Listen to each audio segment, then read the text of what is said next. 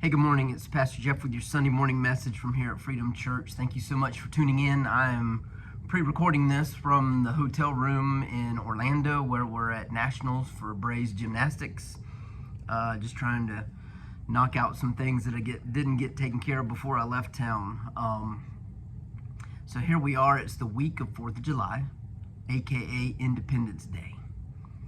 The 4th of July celebrates the passage of the Declaration of Independence by the Continental Congress on July 4th, 1776. That declaration announced the political separation of the 13 North American colonies from Great Britain.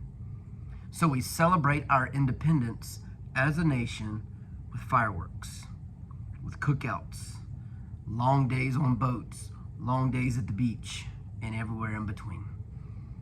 So we spend our time celebrating being independent. In life, we as human beings fight to become independent. We start out as babies. We are dependent on our mothers and our fathers and caregivers for every single thing. And then slowly, we change from being completely independent to being a little bit mobile, to being able to do a few things for ourselves, to being 7, 8, 9 years old and being independent in most areas, to becoming a teenager and being more independent, to drive and earning that independence, to moving out of our parents' homes and earning that independence. And then eventually, if you become a parent, you have someone dependent on you. But the cool thing about life is we fight so hard to become independent, just to realize that we are still dependent. We're dependent on God. And the sooner we read into God's word and understand our dependence on Him, the sooner we figure out how to live this life to the fullest. So if you read today's message and you saw the title for it, I had one of two titles for it and I hadn't decided which one to use. It was either The Math of Love or Love Letters. So if I handed you that paper, most people would look at it and go, no, thank you. I don't have any interest in reading something about love letters or reading something about math, especially men. Guys, if I started off Sunday morning sermon with love letters, there would be a mass exodus. If I said, hey, we're here to talk to you today about love letters, it's not something we want to hear about. It's not something we want to sit and talk about. So my equation for loving healthy relationships is actually going to spell out the word math.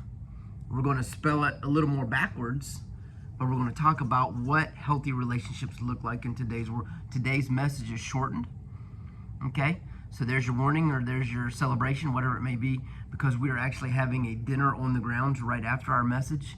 And so we're kind of cutting it short. We'll have our usual music. We will have a short message from me, and then we're going to eat together as a church family. So if you're watching this, you didn't get to enjoy that part of this, so I apologize.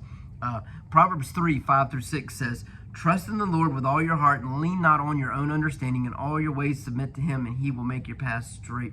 We are so familiar with this passage.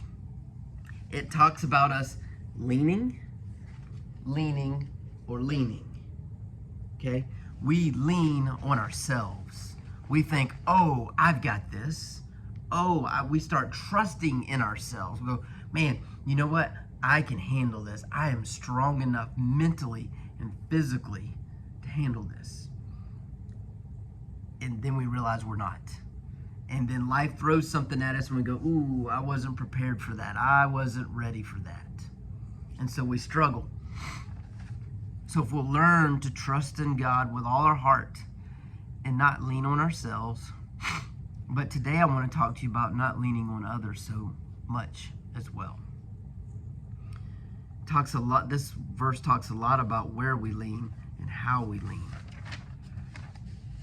But the verse before it, Proverbs 3, 3 through 4 says this, let love and faithfulness never leave you.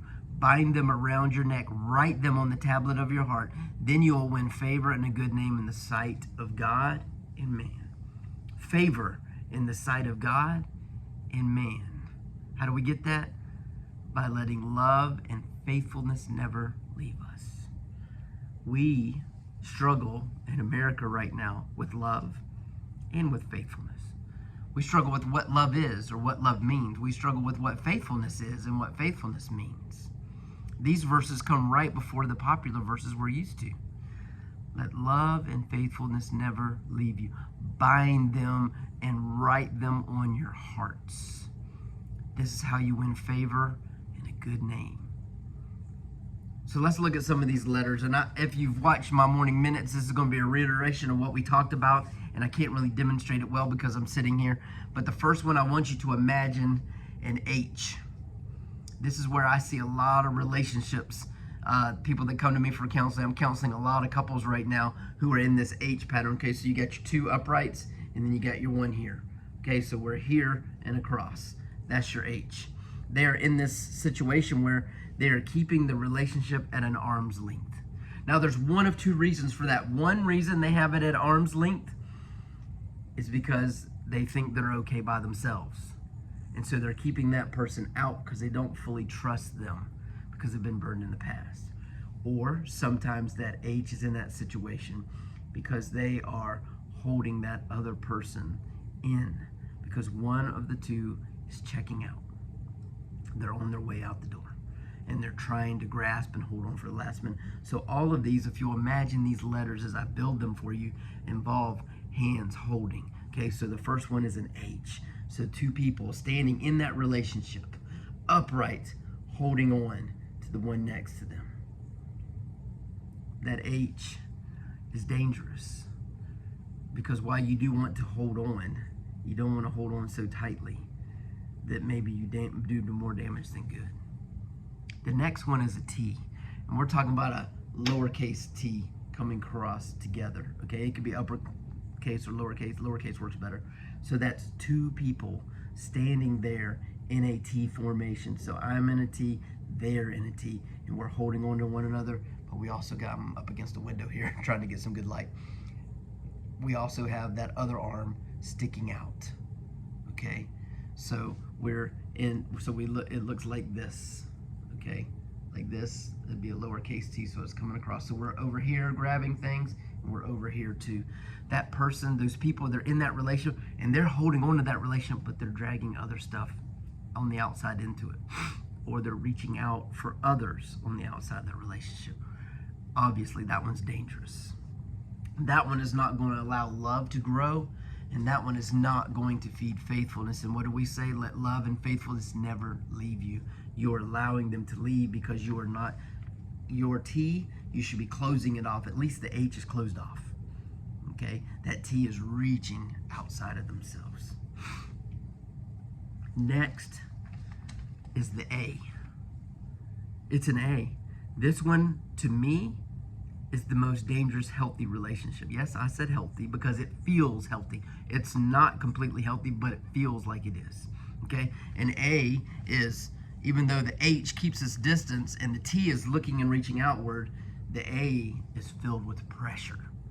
That A is coming together at the top, at the apex, like this. Okay, so that's you in a relationship with someone leaning into them, and them in that relationship leaning into you. And together you're holding hands at the top, and you are holding each other up like this. You are holding each other up. What happens if one of those has a problem? What happens if one of those starts having some mental illness?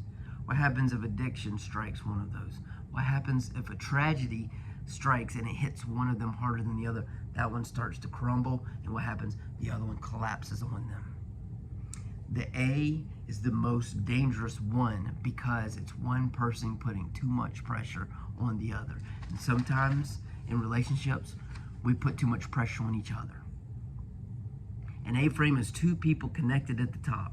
And in order to connect at the top, they have to lean, meaning if one of them wavers, if one of them falls, and we're fallible human beings, both come crashing down. The whole relationship comes crashing down.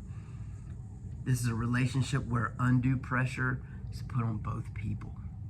They cannot be apart, and they are constantly leaning on and leaning in and keeping the other one close. They sit and they have to be touching. They have to be holding them.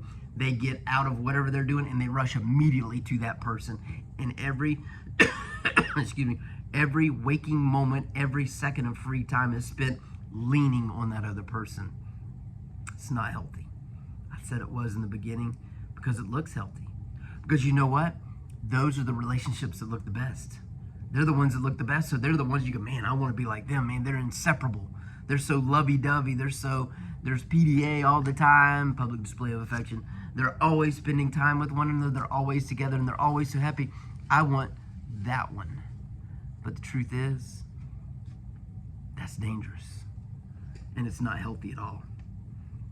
There's only one relationship that should look that way. It should be in the form of the A, and that's your relationship with God.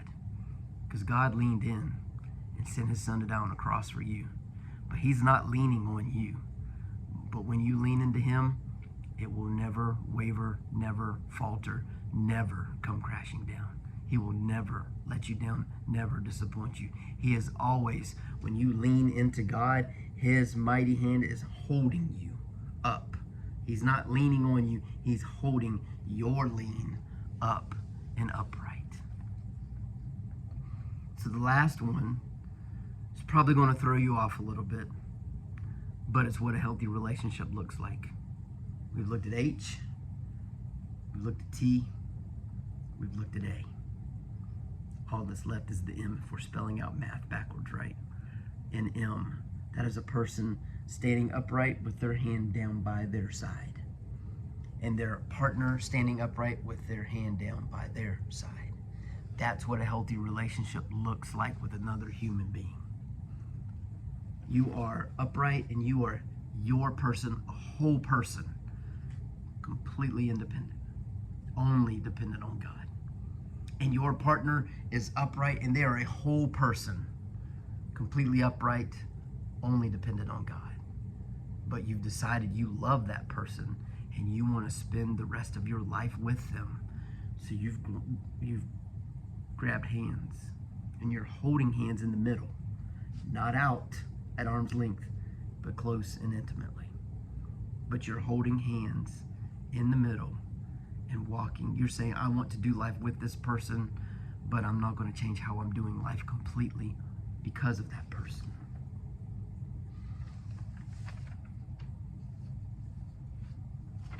Now, I know no one tuned in today wanting to hear about a wedding, but when I first started doing weddings, I noticed that after the father of the bride places her hand in the groom's hand, they don't really know what to do with their hands.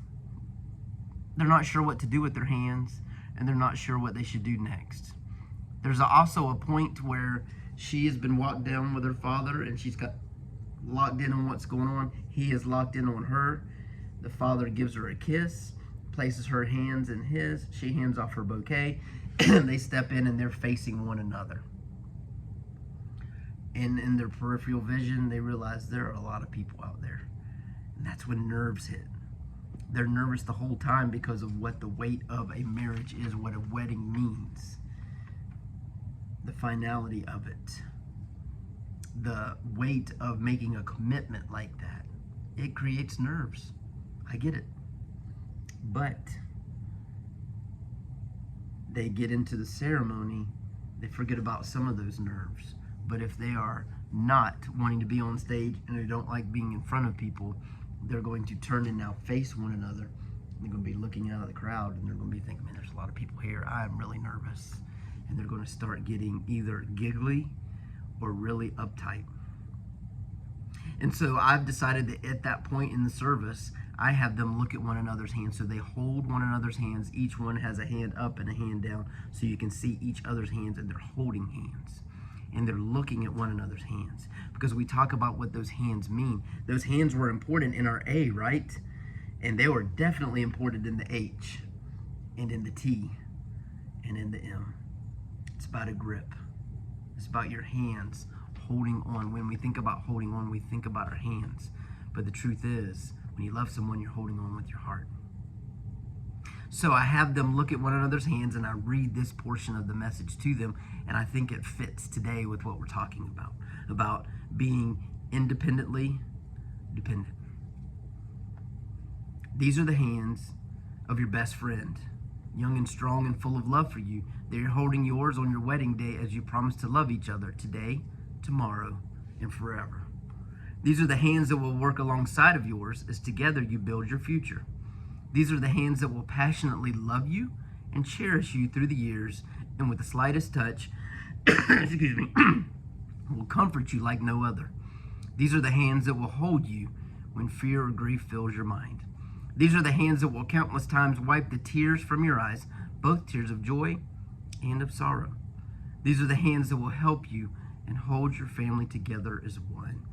These are the hands that will give you strength when you need it. And lastly, these are the hands that even when wrinkled in age will still be reaching for yours, still giving you the same unspoken tenderness with just a touch. Hand in hand you enter marriage, hand in hand you step out in faith. The hand you freely give to each other is both the strongest and most tender part of your body. In the years ahead, you will need both strength and tenderness. Be firm in your commitment to each other, okay? So that is a lot like the A, the H, the T, and the M. Be firm, but don't let your grip become weak. And be flexible enough that your grip doesn't become intolerable. Strength and tenderness, firm commitment and flexibility of such things are a marriage made hand in hand. Proverbs 3:3-4. Let love and faithfulness never leave you. Bind them around your neck. Write them on the tablet of your heart.